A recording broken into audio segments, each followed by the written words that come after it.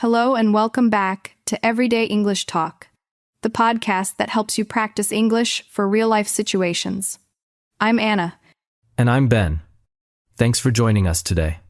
Our topic today is an important life skill: how to become a better listener. Listening is something we do every day, but it's not always easy. Being a good listener can improve your relationships, your job, and even your learning. Sometimes we think listening means just staying quiet, but true listening is more active than that. Exactly. So in this episode, we'll look at 4 ways to become a better listener: paying attention, showing interest, asking questions, and avoiding judgment. We'll also explain some useful words and idioms and give you practice questions. And don't forget, you can download the free PDF transcript and exercises from the link in the description. Let's begin with a warm-up question. Do you think you are a good listener? Why or why not? Think about your answer, and let's get started. So Ben, let's start with the first step in becoming a better listener: paying attention. Yes, it sounds simple, but it's harder than we think. Paying attention means giving someone your full focus. No multitasking, no checking messages, no daydreaming. That's true. I remember once, my friend was telling me about her new job. I was listening at first, but then my phone buzzed.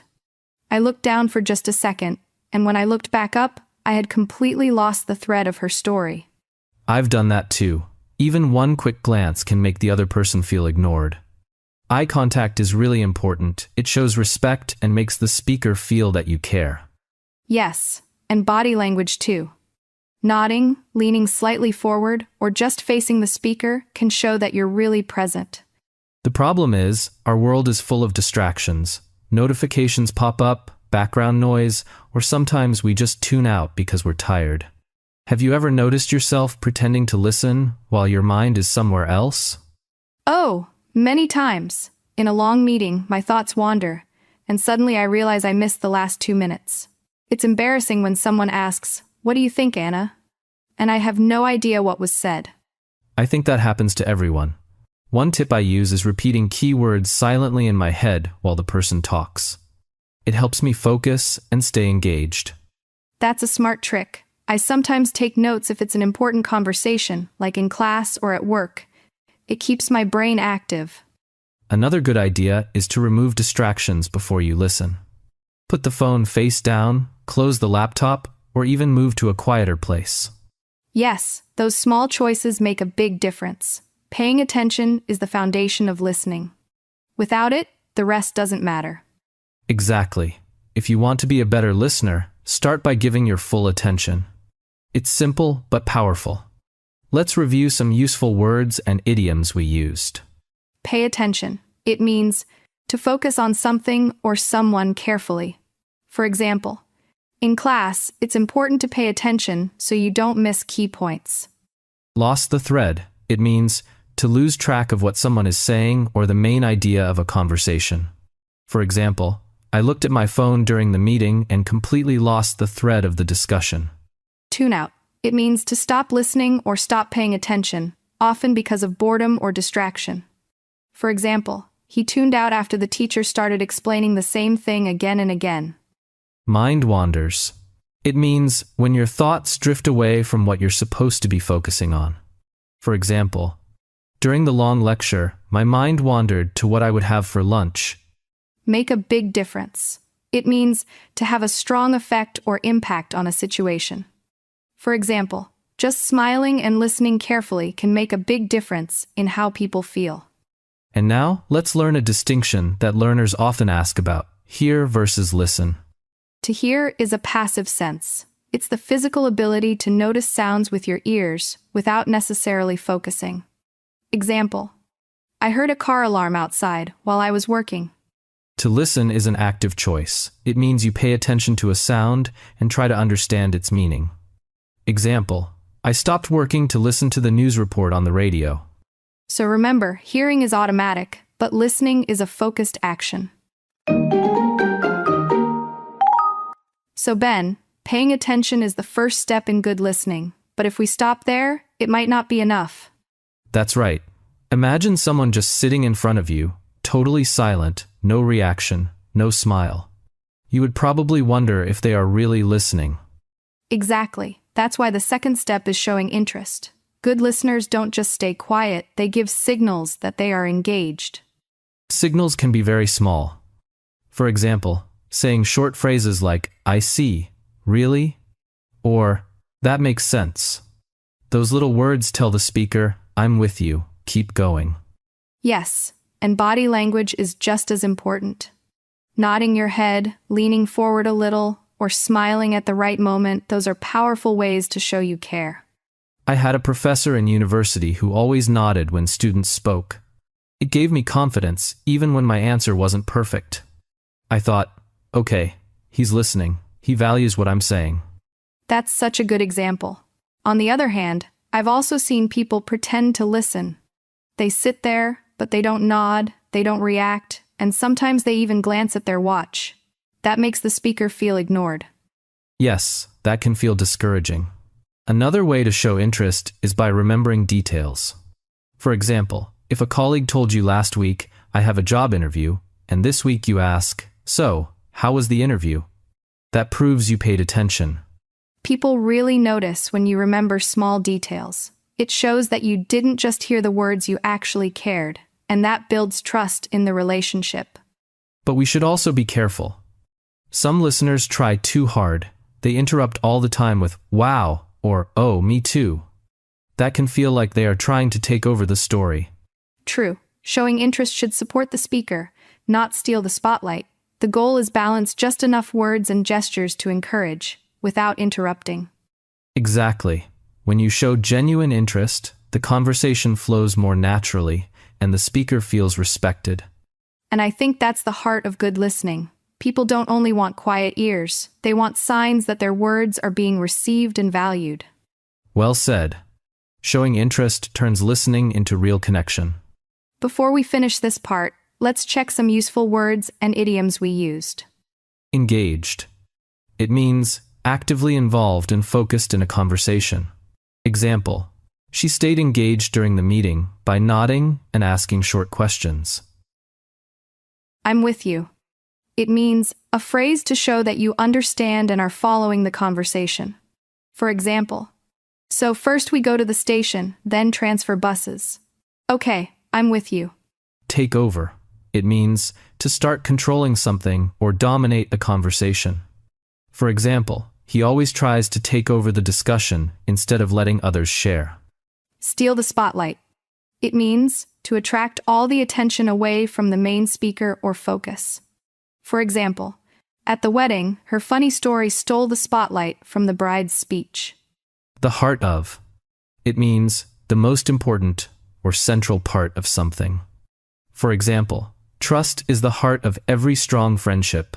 And now, let's learn a distinction that many people often ask about: reaction versus response. A reaction is an immediate and often emotional behavior that happens without much thought. Example, his first reaction to the news was to shout in surprise. A response is a more thoughtful and considered reply that comes after you have processed information. Example, after thinking for a moment, she gave a calm response to his question. So remember, a reaction is fast and automatic, while a response is slow and thoughtful. So Ben, we've talked about paying attention and showing interest. But sometimes, even if we're listening carefully, we don't fully understand what the other person means. Right. And that's where the third step comes in: asking questions and clarifying. A good listener is not afraid to ask for more details. Exactly. Some people feel shy about asking because they think it shows weakness. But actually, it shows the opposite. It shows that you care enough to get the message right. I agree. For example, if someone says, the project was difficult, you can ask, what part was the most challenging? That's a polite follow-up question, and it invites the speaker to explain more. Yes, and it also makes the conversation richer. Instead of stopping at one sentence, the speaker opens up and shares their full experience.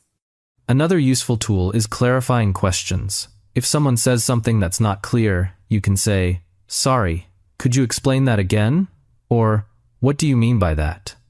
That's much better than pretending to understand. I agree. Pretending to understand can cause big problems later. For example, at work, if you don't ask for clarification, you might do the task wrong. Exactly. And clarifying doesn't have to feel formal. It can be very natural.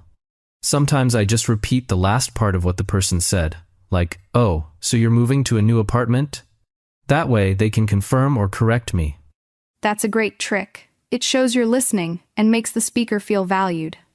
But timing matters. You should wait until the person finishes their thought before asking. Otherwise, your question might feel like an interruption. True. If you interrupt too soon, it looks like you're more interested in your question than in their answer. So, asking questions and clarifying is not about talking more, it's about helping the speaker feel understood. And when both sides understand clearly, communication becomes much smoother and stronger. Exactly. That's the power of asking questions and clarifying. Let's review some useful words and idioms we used. Get the message right. It means to fully understand the speaker's meaning or point. Example: asking questions helps you get the message right instead of guessing. Follow-up question. It means a question asked after the first one to get more details. For example, she asked a follow-up question about the results to understand better. Opens up. It means when someone starts to share their true thoughts or feelings. For example, he rarely talks about his family, but yesterday he really opened up. Confirm or correct. It means to check if your understanding is accurate and allow the speaker to adjust if needed. For example, I repeated his instructions so he could confirm or correct me. Finishes their thought. It means to let someone complete what they are saying before interrupting. For example, always wait until the other person finishes their thought before you respond. And now, let's learn an important distinction for communication. Assume versus clarify. To assume is to believe something is true without proof or confirmation. Example: I assumed the meeting was at 10 a.m., but I was wrong. To clarify is to ask questions to make sure you understand something clearly and correctly. Example: let me clarify. You need the report by tomorrow, not Friday? So remember, don't assume you know. It's better to clarify to be sure. We've covered paying attention, showing interest, and asking questions. But there's still one more skill that makes a listener truly great: avoiding judgment. Yes, this one is very important. Many people listen with half their brain, while the other half is already judging or preparing an answer. Right, you can see it when someone interrupts quickly with, "Oh, that's wrong," or "You should have done this." That shuts down the conversation. A better approach is to stay open-minded. Listen to the whole story first, then respond. It shows respect.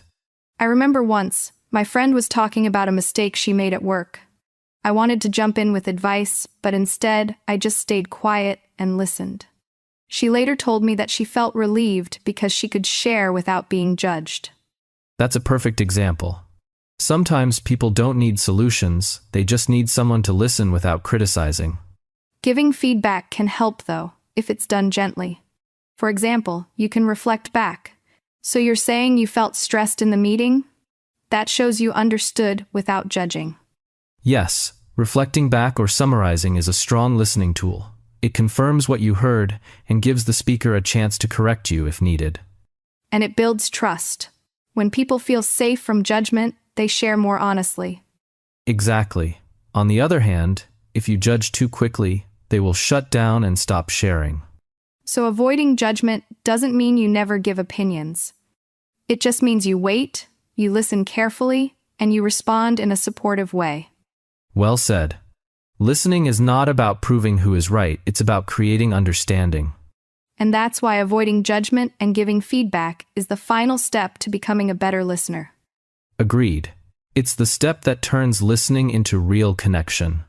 Let's check some useful words and idioms from this part. Open-minded. It means willing to listen and consider new or different ideas without quick judgment. For example, staying open-minded helps you understand people with different opinions. Jump in. It means to suddenly enter a conversation, often interrupting. For example, He jumped in with advice before I even finished explaining the problem. Shuts down the conversation. It means stops the flow of sharing, often because of criticism or judgment. For example, saying "that's wrong" too quickly shuts down the conversation. Reflect back. It means to repeat or summarize what someone said to show you understood. For example, she reflected back my feelings by saying, "So you felt nervous before the exam?" Shut down. It means to stop talking or sharing because you feel judged or discouraged. Example, he shut down after his boss criticized him harshly. And now, for our final distinction, judgment versus feedback. A judgment is a negative opinion or criticism about a person or their actions, often formed too quickly. Example, telling someone that was a stupid mistake is a judgment. Feedback is helpful information or advice given to someone to help them improve, usually delivered in a supportive way. Example, giving feedback could be saying, "Next time, maybe we can plan it together to avoid mistakes." So remember, a judgment often criticizes, while good feedback aims to help. So, let's quickly recap today's episode on becoming a better listener. First, we talked about paying attention, giving someone your full attention, keeping eye contact, and avoiding distractions. Then we discussed showing interest, using body language, small words, and remembering details to make the speaker feel valued. After that, we looked at asking questions and clarifying. By using polite and follow-up questions, you can make sure you really understand what the person means. And finally, we explored avoiding judgment and giving feedback. Keeping an open mind, not jumping to conclusions, and summarizing what you hear can really improve trust and communication. So overall, being a better listener means being active, focused, and respectful. It's not just about staying silent, it's about showing the other person that you care about what they are saying. And the best part is, listening is a skill. You can practice it every day. Well, that brings us to the end of today's episode. We've learned that becoming a better listener takes attention, interest, good questions, and an open mind. And remember, small changes in how you listen can make a big difference in your relationships, your work, and even your learning. Don't forget, you can download the free PDF transcript and practice exercises. The link is in the description, so you can review today's vocabulary and test your skills. Thanks for listening and practicing with us. Take care, everyone, and see you in the next episode of Everyday English Talk.